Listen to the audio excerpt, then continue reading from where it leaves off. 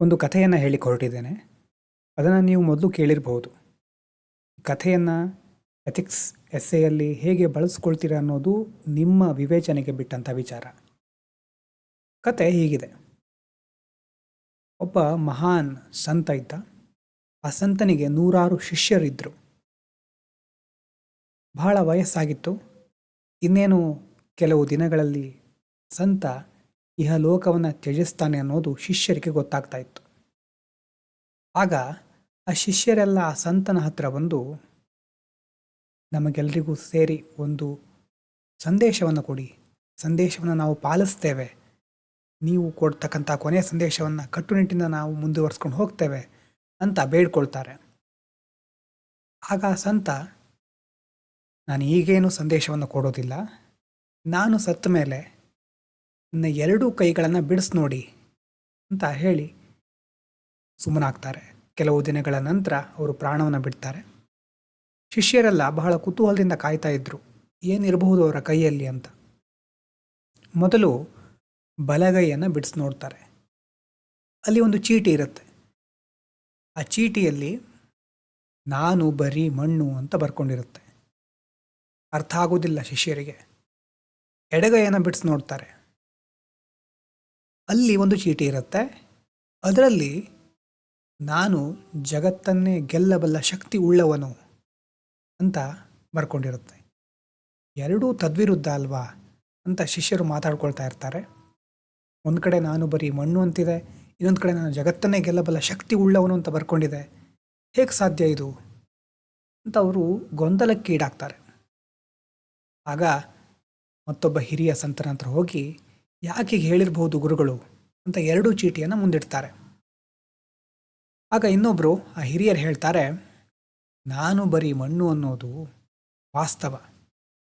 ನೀವು ಏನೇ ಮಾಡಿ ಜಗತ್ತಿನಲ್ಲಿ ಅದೆಷ್ಟೋ ಪರಾಕ್ರಮಗಳನ್ನು, ಯಾವುದೇ ಹುದ್ದೆಯನ್ನು ಅಲಂಕರಿಸಿ, ಎಷ್ಟೆಷ್ಟೋ ಅಧಿಕಾರಗಳನ್ನು ಗಳಿಸಿ, ಸಾವಿರಾರು ಜನರಿಗೆ ಒಳ್ಳೇದು ಮಾಡಿ ಅಥವಾ ಸಾವಿರಾರು ಜನರನ್ನು ಯಾವುದೋ ಒಂದು ರೀತಿಯಲ್ಲಿ ಅವರನ್ನು ನಿಮ್ಮ ಒಂದು ಆಳಾಗಿ ಮಾಡ್ಕೊಳ್ಬಹುದು ನೀವು. ಆದರೆ ಕೊನೆಗೂ ನೀವೇನು ಹೋಗಿ ಸೇರೋದು ಈ ಮಣ್ಣಿಗೆ, ಕೊನೆಗೂ ನೀವು ಮಣ್ಣೇ ಆಗೋದು. ಅದಕ್ಕೆ ಆ ಚೀಟಿಯಲ್ಲಿ ಹೇಳಿರೋದು ನಾನು ಬರೀ ಮಣ್ಣು ಅಂತ. ಆದರೆ ಇನ್ನೊಂದು ಚೀಟಿ ಇದೆಯಲ್ವಾ, ನನಗೆ ಜಗತ್ತನ್ನೇ ಗೆಲ್ಲಬಲ್ಲ ಶಕ್ತಿ ಇದೆ ಅಂತ. ಅದು ಸಾಧ್ಯತೆ.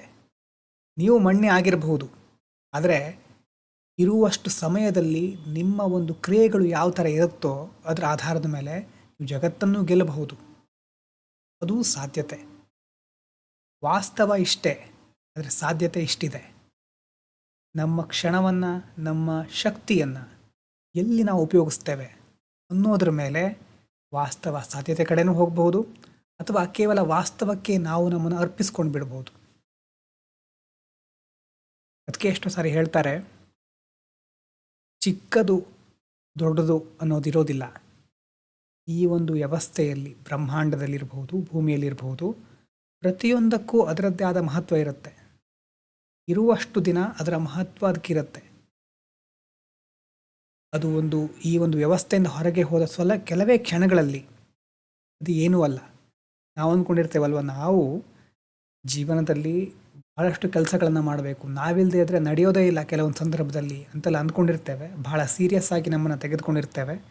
ಆದರೆ ಇವತ್ತು ನಾವು ಸತ್ತು ಹೋದ್ವಿ ಅಂತಂದರೆ, ಒಂದು ತೀರ್ಕೊಂಡ್ವಿ ಅಂತಂದರೆ, ನಾಳೆಯಿಂದ ಪ್ರತಿಯೊಂದು ಮೊದಲಿನ ಥರನೇ ಸುಗಮವಾಗಿ ನಡೀತಾ ಇರುತ್ತೆ. ಇದು ಒಂದು ವಿಷಯ. ಇನ್ನು ಎಥಿಕ್ಸ್ನಲ್ಲಿ ಹಿಂದಿನ ವಿಡಿಯೋದಲ್ಲಿ ಹೇಳಿದ ನೆನಪಿದೆಯಾ? ಸಂಕಲ್ಪದ ಶಕ್ತಿ ನಮಗೆ ಎಷ್ಟು ಎಲ್ಲಿ ಯಾವ ಲೆವೆಲ್ ತನಕ ನಾವು ಅಂದ್ಕೊಂಡಿದ್ದನ್ನು ನಾವು ಮಾಡಬಹುದು. ಅದಕ್ಕೇನಾದರೂ ಕನೆಕ್ಷನ್ ಸಿಗ್ತಾ ಇದೆಯಾ ನಿಮಗೆ? ಅದಕ್ಕೆ ಹೇಳಿದ್ದು ನಿಮ್ಮ ವಿವೇಚನೆಗೆ ಬಿಟ್ಟ ವಿಚಾರ. ನೀವು ಎಲ್ಲಿ ಹೇಗಿದ್ದನ್ನು ಬಳಸ್ಕೊಳ್ತೀರಿ ನಿಮಗೆ ಬಿಟ್ಟಿದ್ದು. ಇದರ ಜೊತೆ ಇನ್ನೊಂದು ವಿಷಯ ಹೇಳಬೇಕು. ಜಗತ್ತಿರೋದೇ ಹೀಗೆ, ಸಿಸ್ಟಮ್ ಇರೋದೇ ಹೀಗೆ, ನಾವೊಬ್ಬನು ಅಥವಾ ನನ್ನಿಂದ ಒಬ್ಬನಿಂದ ಏನಾಗುತ್ತೆ ಅಲ್ವಾ? ವ್ಯವಸ್ಥೆನೇ ಹೀಗಿದ ಮೇಲೆ ನನ್ನೊಬ್ಬನಿಂದ ಏನು ಬದಲಾವಣೆ ಆಗಬಹುದು ಅಂತ ಎಷ್ಟೋ ಜನ ಹೇಳ್ತಾ ಇರ್ತಾರೆ. ಆದರೆ ಬದಲಾವಣೆ ಸಾಧ್ಯ ಇದೆ. ಇದ್ರ ಬಗ್ಗೆ ಇನ್ನೊಂದು ಕಥೆಯನ್ನು ಮುಂದಿನ ವಿಡಿಯೋದಲ್ಲಿ ಹೇಳ್ತೇನೆ. Thank you so much.